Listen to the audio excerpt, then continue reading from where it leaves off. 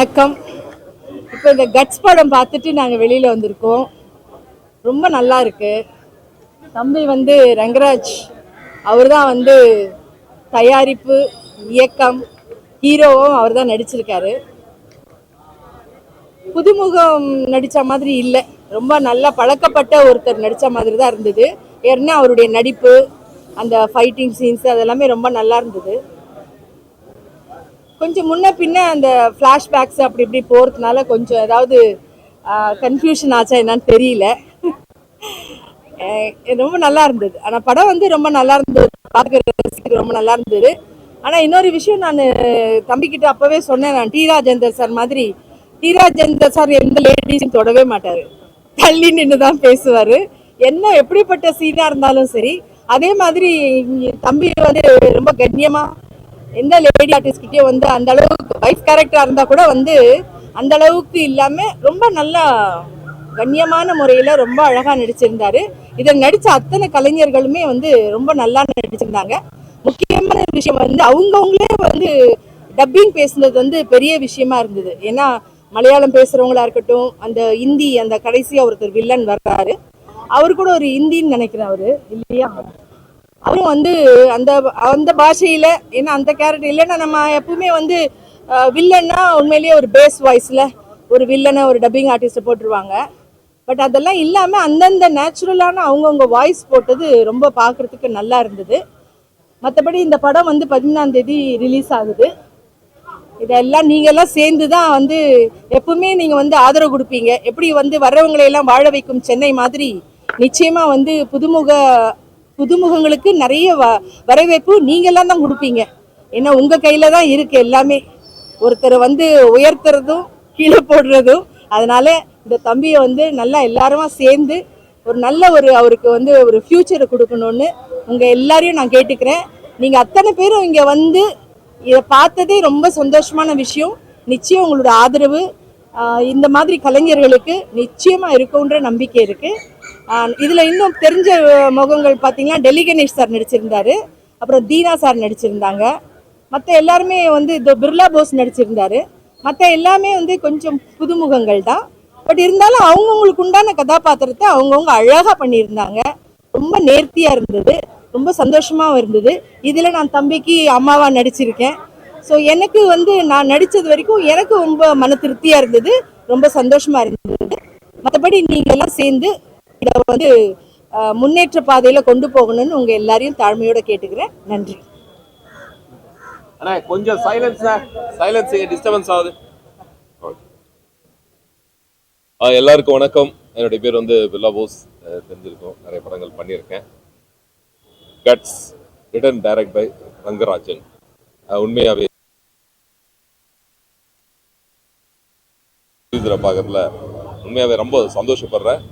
ரொம்ப நல்ல மனிதர். கிட்டத்தட்ட படம் பார்த்தேன், ரொம்ப சந்தோஷப்பட்டேன். உண்மையாவே அவருடைய முதல் முயற்சியிலே இந்த அளவு ஒரு படத்தை எழுதி இயக்கி ப்ரொடியூஸ் பண்ணி நடிச்சு இந்த ஒரு இடம் வந்திருக்கிறதுக்கு அவர் எவ்வளவு கஷ்டப்பட்டிருப்பாருன்னு எனக்கு தெரியும். ஏன்னா நான் அமீர் சார் படம் ராம்லேருந்து நான் டிராவல் பண்ணிட்டு இருக்கேன். நானும் ஒரு 15 இயர்ஸ் கழிச்சு படம் பண்ணலான்னு ட்ரை பண்ணி, ஏன்னா அதனுடைய பேர்டன், அதனுடைய சுமை ரொம்ப பெருசுன்னு நான் பேக் ஆயிட்டேன். பட்டு என் இடத்துல ரங்கராஜன் சார் வச்சு பார்க்கும்போது உண்மையாவே அவர் வின் பண்ணிட்டாரு. வாழ்த்துக்கள் சார்.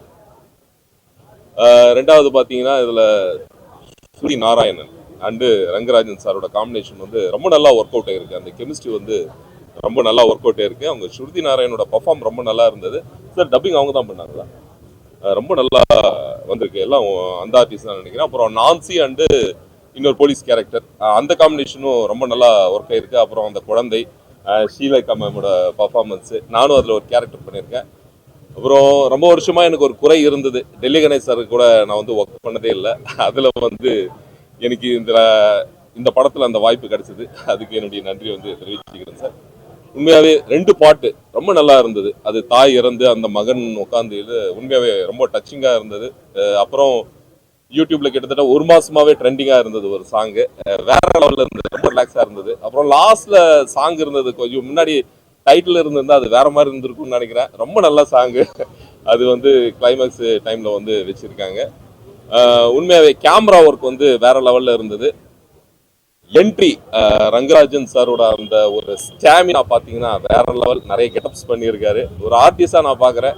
உண்மையாகவே ரொம்ப சந்தோஷமா இருக்கு.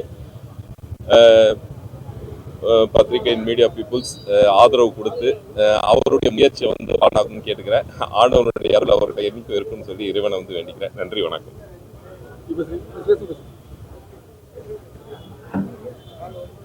அனைவருக்கும் வணக்கம். என்னோட பேர் கயல். நான் சினிமா துறையில் மேக்கப் ஆர்டிஸ்டாக ஒர்க் பண்ணிகிட்ருக்கேன். இந்த படத்துக்கு மேக்கப் நான் தான் பண்ணியிருக்கேன். இந்த படத்துக்கு ஒர்க் பண்ணிட்டு இருக்கும்போது சடனாக இந்த மாதிரி ஒரு கேரக்டர் பண்ணணும்னு சார் சொல்லும்போது நான் ஃபஸ்ட்டு கொஞ்சம் தயக்கமாக இருந்தது. ஏன்னா படத்தில் கொஞ்சம் ரொம்ப சென்சிட்டிவான ஒரு கேரக்டர் இது வந்து. ஸோ அதனால் எனக்கு ரொம்ப கொஞ்சம் பயமாகவும் தயக்கமாகவும் இருந்துச்சு. அப்புறம் சார் வந்து எனக்கு நல்லா ஒரு உன்னால் முடியும்னு சொல்லி இதில் நடிக்க வச்சு எனக்கு எப்படி பார்க்கணும், எப்படி உட்காரணும், என்னோடய பாடி லாங்குவேஜ்லேருந்து எல்லாமே எனக்கு வந்து ப்ராப்பராக எனக்கு அவங்க சொல்லி கொடுத்தாங்க. ஸோ அவர் சொன்ன மாதிரி நினச்சேன். அவர் எதிர்பார்த்துருங்கன்னா அந்த கருத்து தெரியல. நீங்கள் எல்லோரும் பார்த்துருக்கீங்க. ஸோ இந்த ஆப்பர்ச்சுனிட்டி கொடுத்ததுக்காக ரொம்ப ரொம்ப நான் நன்றி தெரிவிச்சுக்கிறேன். மேம், சார் கூட எல்லாருக்குமே நான் தான் மேக்கப் பண்ணுவேன். ரொம்ப ஸ்வீட் எல்லாருமே. படம் ஓவரால் வந்து எனக்கு ரொம்ப ஒரு நல்ல எக்ஸ்பீரியன்ஸாக இருந்தது. ஸோ இந்த ஆப்பர்ச்சுனிட்டி கொடுத்த டேரக்டர் சார் எல்லாருக்குமே நான் தேங்க்ஸ் பண்ணிக்கிறேன். இங்கே வந்த எல்லாருக்குமே ரொம்ப ரொம்ப நன்றி. உங்களோட சப்போர்ட் கண்டிப்பாக வேணும். Thank you so much.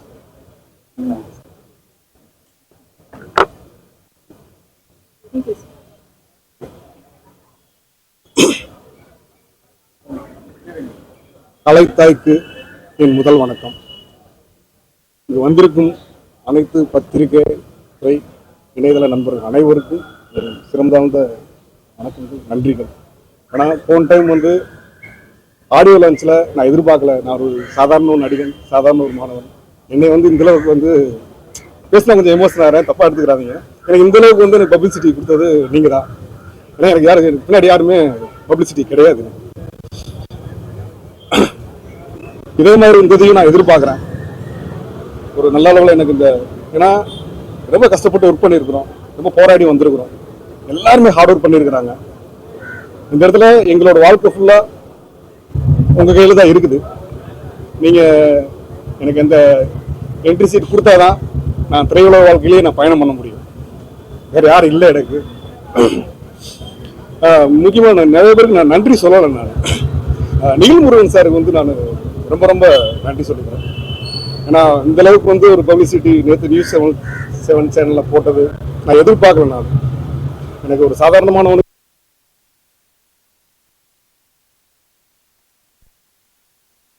நான் வந்து கிட்டத்தட்ட ஏப்ரல் 18ஆம் தேதி படம் ரிலீஸ் பிளான் பண்ணிட்டேன். படம் நான் தேட்டர் கிடைக்கல. அதுக்கடுத்து மே 23 அப்பயும் தேட்டர் கிடைக்கல. சரி, ஓகே, என் திரையுலக ஆசான் உலகநாயகன் பத்மஸ்ரீ டாக்டர் கமலஹாசன் அவர்கள் படத்தோட நம்ம படமும் வரட்டும் அப்படின்னு சொல்லிட்டு தக்லைஃபோட நான் வந்து வரணும்னு சொல்லிட்டு பிளான் பண்ணி 6 டேட்டும் போட்டேன். நான் அப்பயும் தேட்டர் கிடைக்கல. எனக்கு நான் ரொம்ப கஷ்டப்பட்டு எல்லா இடத்துலையும் வந்திருக்கிறேன், தேட்டர் கிடைக்கல. நான் என்ன பண்றதுன்னு எனக்கு தெரியும். எனக்கு 6ஆம் தேதி நான் ரிலீஸ்க்கு எல்லாமே பிளான் பண்ணிட்டு எல்லாமே பண்ணிட்டேன். எப்படி எங்க போனாலும் தேட்டர் பிளாக் பண்ணி வச்சிருக்கிறாங்க. அது ஏன்? அப்ப எப்படி நான் ரிலீஸ் பண்றது? அவங்க படமும் வரட்டும், நான் வேணான்னு சொல்லல. என் தலைவன் படம், உலகநாயகன் கமலஹாசன் படம் வரும்போது என் படம் நான் ரசிகன், 36 வருஷமா தீவிர ரசிகன். சின்ன வயசுல விவரம் தெரிஞ்சதுல இருந்து அவர் மட்டும் கமல் என்ற 3 வார்த்தையை மட்டும் நான் சுவாசிச்சுக்கிட்டு இருக்கிறேன்.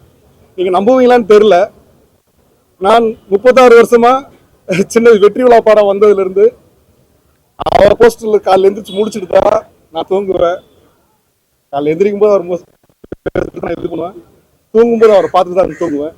இன்னைக்கு வரைக்கும் நீங்க நம்புவீங்களான்னு தெரியல, அவரை பார்த்துட்டு தான் எந்திரிப்பேன், அவரை பார்த்துட்டு எந்திரிப்பேன். அவரோட போது அவர் நான் பார்ப்பேன், தூங்கும் போது அவர் பார்ப்பேன். அப்படி நான் நேசிக்கிற என் தலைவன் படம் வரும்போது, நான் ரசிகன் படம் வரும்போது எனக்கு எப்படி இருக்கும்? அதை விட ஒரு ஃப்ரீ செக்ஸ் வேற என்ன இருக்குது அப்படின்னு நினைச்சிட்டு போனா தியேட்டரை வந்து பிளாக் பண்ணி வச்சிருக்காங்க. அது ஏன் அப்படி எனக்கு புரியல. அவங்க படம் வரட்டும், நான் வேணானே சொல்லலையே. எங்களுக்கு குறிப்பிட்ட தியேட்டர் ஒதுக்கி கொடுங்க, ஏன் கொடுக்க மாட்டேன்றீங்க? எல்லாரும் என்னை போல பல தயாரிப்பாளர்கள் ரொம்ப ரொம்ப ரொம்ப கஷ்டப்பட்டு போராடி தியேட்டர் கிடைக்கல. ஓகே, அப்ப நம்ம ரெட் ஏதாவது ப்ரொடக்ஷன்லாம் முடிச்சிட்டோம், இங்க வந்து நம்ம வந்து ஏதாவது ஒரு இன்கம் பார்க்கலாம் அப்படின்னா மற்ற பெரிய படங்கள்லாம் வந்து பார்த்தீங்கன்னா சேட்டலைட் ரைட்ஸு எஃப்எம்எஸ் ரைட்ஸு முன்னாடியே வித்துடுறாங்க. அவங்களை வந்து இப்போ எந்த படம் தோல்வி அடைஞ்சாலும் எனக்கு தெரிஞ்ச நாலேஜில் சொல்கிறேன், லாஸ் கிடையாது அவங்களுக்கு. நாங்கள் அப்படி இல்லை, ஒரே வார்த்தை சொல்கிறாங்க, தேட்டரில் படத்தை ரிலீஸ் பண்ணிட்டு வாங்க அப்புறம் நாங்கள் வாங்கிக்கிறோன்றாங்க. இன்னைக்கு வரைக்கும் எஃப்எம்எஸ் எதுவுமே விற்கல. நாங்கள் ரிலீஸ் பண்ணிட்டு வாங்க வாங்கிக்கிறோன்றாங்க. இங்கே ரிலீஸ் பண்ண படம் தேட்டர் கிடைக்கலன்றாங்க. ரெட் ஜெரி மூவிஸ் போகணும், அப்படி போகிறோம் அப்படின்னா அங்கே வந்து சின்ன படங்கள் பண்ண மாட்டோம் அப்படின்றாங்க. அது ஏன் அப்படின்னு எனக்கு தெரியல. படம் தரம் இல்லையான்னு எனக்கு சொல்லுங்க. படம் தரம் இல்லைன்னா நீங்க சொல்ற படம் நான் கேட்கிறேன். இன்னைக்கு ஆபாச காட்சி, நான் படத்துல நான் ஸ்டார்ட் பண்ணும்போதே ஒண்ணு நினைச்சேன், ஆபாச காட்சிகள் வரக்கூடாது, கீழ்த்தரமான வசனங்கள் வரக்கூடாது, டபுள் மீனிங் டயலாக் வரக்கூடாது. இதுல ஒண்ணுதான். ஏன்னா ஒரு அம்மாவும் ஒரு வயசு பையனும் போய் ஒரு படத்தை பார்க்கணும், ஒரு அப்பாவும் ஒரு வயசு பொண்ணு போய் ஒரு படத்தை பார்க்கணும். அவங்க ஒரு விரசம் இல்லாம ஒரு ஆபாசம் இல்லாம அவங்க ரசிச்சு சிரிக்கணும் அந்த படத்தை. இப்ப எப்படி இருக்குது இந்த படங்கள்? இப்ப பார்க்க முடியுதா? அந்த கோபத்துலதான் எல்லாருமே சொன்னாங்க இந்த மாதிரி கிளாமர் வை, கிளாமர் அடி. எப்படி நம்ம கதை ஸ்ட்ராங்கா இருக்கும்போது நமக்கு ஏன் அந்த கிளாமர் தேவைப்படுது? நான் கதையோட தேவைப்படுற கிளாமர் வைக்கலாம். இது இப்ப ரொம்ப ஆபாசமா, ரொம்ப டபுள் மீனிங்கா பார்க்கவே முடியல. திரைப்படம் நான் வந்து எடுத்திருக்கிற இந்த படம் வந்து நான் வந்து பெருமைக்கு சொல்ல, தரமான படம். இது பிடிக்குதா உங்களுக்கு பிடிக்கலான்றது உங்களோட சாய்ஸ். ஏன்னா பத்திரிகையாளர் உங்கள் கையிலையும் தமிழக மக்கள் கையில தான் இதோட இந்த வெற்றியும் உங்க கையில தான் இருக்குது. ஆனா படத்தை சரியா தயாரிக்கணும் என்னோட கையில இருக்கு இல்லையா? நான் சரியான முறையில் நான் தயாரிச்சிருக்கிறேன். நான் இப்படி எல்லாம் நான் பண்ணி எல்லாத்தையுமே நான் கொண்டு வந்து வச்சேன். சின்ன படங்களை வந்து வாங்க மாட்டோம். போட்டியை வந்து என்ன சொல்றேன்னா, நீங்களும் வாங்க நாங்களும் வர்றோம். நீங்க 500 தேட்டர் வாங்க, எனக்கு 100 தேட்டர் கொடுங்க. அப்பதானே யார் ஜெயிக்கிறாங்கன்னு தெரியும், யார் பெர்ஃபார்ம் பண்றாங்கன்னு தெரியும். எங்களுக்கு களத்திலேயே வந்து ஒரு ஓட்டப்பந்தயம் நடக்குது, நீங்க எல்லாம் முன்னாடி ஓடுறீங்க, நான் வந்து என்னை காலை கட்டி விட்டா நான் எப்படி சார் ஓடுறது? நான் எப்படி ஓடுறது? தவழ்ந்து வந்திருக்கேன் சார். இந்த இடத்துக்கு தவழ்ந்து வந்திருக்கிறேன். நான் ரொம்ப ரொம்ப போராடி இந்த கருத்து இங்க வந்து எனக்கு இது போதும் சார், இங்க வந்து நிப்பாட்டிட்டேன். இதுக்கு உங்க கையில தான் இருக்குது. தவழ்ந்து இந்த இடத்துல வந்து நிக்கிறேன். நான் அவ்வளவு வழிகள் சார். எனக்கு எங்க போனாலும் படத்தை வாங்க மாட்டேன். ஏன் படத்தை பார்க்காம எப்படி சார் நீங்க வாங்க முடியும்னு சொல்ல முடியும்? படத்தை நீங்க வந்து பார்க்கவே இல்லை, படத்தை பார்த்துட்டு நீங்க குறை சொல்லுங்க, சரியில்லை ஏதாவது தப்பா இருக்குன்னு நீங்க சொல்லுங்க, நான் கேட்கிறேன். ஆனா பெரிய எப்படி இருந்தாலும் நீங்க வந்து இன்னைக்கு நான் சொல்ல விரும்பல, நிறைய படங்கள் போய் பார்க்க முடியலன்னு சொல்றாங்களே. இன்னைக்கு என் படம் 6ஆம் தேதி வந்திருந்தேன்னா என்ன என் தலைவர் கூட வந்திருக்கும் போது அது எப்படின்னு தெரிஞ்சிருக்கும். இன்னைக்கு வர வாரம் அந்த படம் ஆகுது. பத்திரிகை நண்பர்களாகி எல்லாரும் எனக்கு சப்போர்ட் பண்ணணும், ஆதரவளிக்கணும். நான் ரொம்ப வழிகளை தாண்டி வந்திருக்கிறேன். நீங்கள் மட்டும்தான் எனக்கு எல்லாமுமா நினைக்கிறேன். நான் எனக்கு வந்து இப்போ வெளியூர்லேயும் இந்த ஒரு பணம் செலவு பண்ணி எனக்கு பப்ளிசிட்டி பண்ண எனக்கு இல்லை, சோர்ஸ் இல்லை. அதே மாதிரி இன்னொரு சின்ன ஒரு விஷயம் நான் சொல்லிக்கிறேன். எல்லாருமே வந்து இந்த படம் வந்து 300 கோடி 400 கோடியில் 500 கோடியில் தயாரிக்கிறாங்க. தயாரிக்கும் போது நம்ம மக்கள் எல்லாமே என்ன செய்கிறாங்கன்னா, இந்த படம் 1000 கோடி அடிக்கணும் அப்படின்ற ஒரு 500-1000 கோடி அடிக்கணுன்ற பயங்கரமான ஆசைப்படுறாங்க. நானும் அதை வரவேற்கிறேன். ஆனால் அப்படி நீங்கள் வந்து ஜெயிச்ச பிறகு அந்த பணத்தை ஒரு தனிநபரில் எடுத்துகிட்டு போகிறீங்க. என் திரையுலக சார்ந்தவர்களுக்கு, என் மக்களுக்கு நீங்கள் என்ன பண்ணீங்க? அவங்க தானே இந்த படத்தை கொண்டு போய் சேர்க்குறாங்க, அவங்க தானே பார்க்க வைக்கிறாங்க. அவங்களுக்கு என்ன சார் பண்ணீங்க? ஒரு லாபத்தில் ஒரு குறிப்பிட்ட % கொடுங்க. இன்னைக்கு 500 கோடி செலவு பண்ணுறீங்க, ஒரு 1000 கோடி வருது. இந்த கோடிகள்ன்றது உங்களுக்கு சாதாரணமாக இருக்கலாம், எங்களுக்கு மிகப்பெரிய விஷயம். அந்த பணத்தை நீங்கள் ஏன் மக்களுக்கு கொடுக்க மாட்டேன்றீங்க? அனௌன்ஸ் பண்ணுங்க சார். இப்போ வந்து ஒரு படம் தயாரிக்கிறோம், இவ்வளோ தயாரிச்சிருக்கோம், பப்ளிசிட்டி வரைக்கும் மீடியாவை தேடுறீங்களே, பத்திரிகை துறையை தேடுறீங்களே, படம் முடிஞ்ச பிறகு விட்டுறீங்களே, அடுத்த படத்தை தான் திரும்ப வர்றீங்க. படம் முடிஞ்ச பிறகு இவ்வளோ எனக்கு செலவு பண்ணியிருக்கோம், இவ்வளோ வந்திருக்குது. எனக்கு இந்த சினிமாவை சார்ந்தவர்களும் மக்களும் வந்து அவ்வளோ எங்களுக்கு சப்போர்ட் பண்ணியிருக்கிறாங்க. இந்த கொடுப்போம், அள்ளி கொடுப்போம், 200 கோடி கொடுக்கலாம், என்ன கெட்டுப்பா போகுது? டக்குனு ஒரு படம் வந்தமே ஒரு 100 கோடின்றா 200 கோடின்றா. ஏன்? எதுக்கு? மக்களுக்கு நீங்க என்ன பண்ணீங்க? சினிமா துறைக்கு நீங்க என்ன பண்ணீங்க? நீங்க இதை பண்ணாலே நாடு ஆட்டோமேட்டிக் நல்லா இருக்குங்க. அதாவது மிகப்பெரிய வார்த்தைகள் ஏதாவது பேசியிருந்தா நீங்க தப்பா எடுத்துக்கிறாதீங்க. எனக்கு மனசுல வழிகளை தான் நான் சொல்றேன். நான் நீங்க எல்லாரும் எனக்கு சப்போர்ட் பண்ணி நல்லபடியாக கொண்டு வரணும் அந்த படத்தை. நன்றி. இந்த கேள்வி வந்து பாத்தீங்கன்னா, நான் போராடிக்கிட்டு இருக்கும்போது பாத்தீங்கன்னா, நான் எங்க நிறைய ஆமா சார் ஆமா சார் ஆமா கமலஹாசன்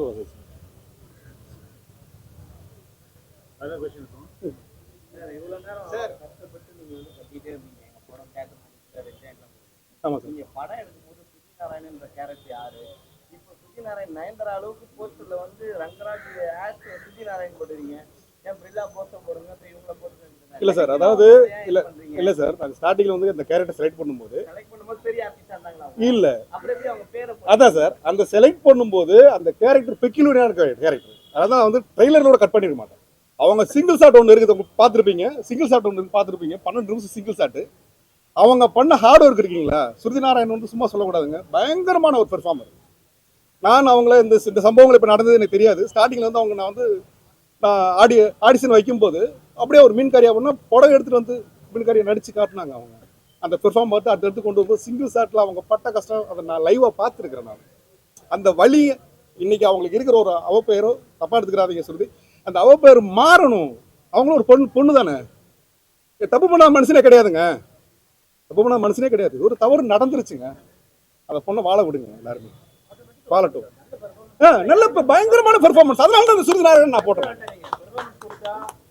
அதை நீங்க பாத்துருப்பீங்களா, நீங்க சொல்லுங்க, உங்களுக்கு தெரியும். நீங்க யாருக்குமே படம் காட்டல, உங்களுக்கு காட்டியாச்சு, உங்களுக்கு தெரியும் என்ன நான் பெர்ஃபார்ம் பண்ணிருக்கேன், எப்படி பண்ணிருக்கேன். நீங்களே படம் ப்ரமோஷனுக்காக நடிக்காத பல பேர் வந்து படம் நல்லா இருக்கு பேச வராங்க. சரிங்க சார். உங்க படத்துல நீங்க சுஜி நாராயண் முக்கியத்துவம் கொடுத்துருக்கீங்க, சரி அவங்க நல்லா நடிச்சிருக்காங்க. சரிங்க சார். அவங்களும் வரல, ஹீரோயினும் வரல. இல்ல சார், அவங்க சூட்ல இருக்காங்க சார். அவங்க ஒன் டைம் வந்து வந்துட்டாங்க, கூப்பிட்டு வந்துட்டாங்க. இந்த நேரத்தில் அவங்க சூட்ல இருக்காங்க சார், ஊட்டியே சூட்ல இருக்காங்க, அதனால வர முடியும் சார். இல்லாட்டி எப்ப இருந்தாலும் இல்ல சார்,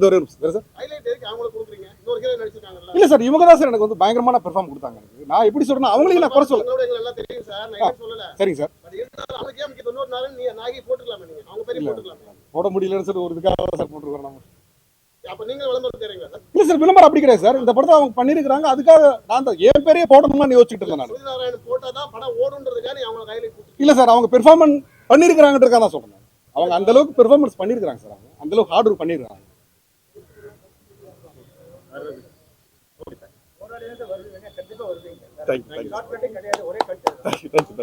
நன்றி நன்றி.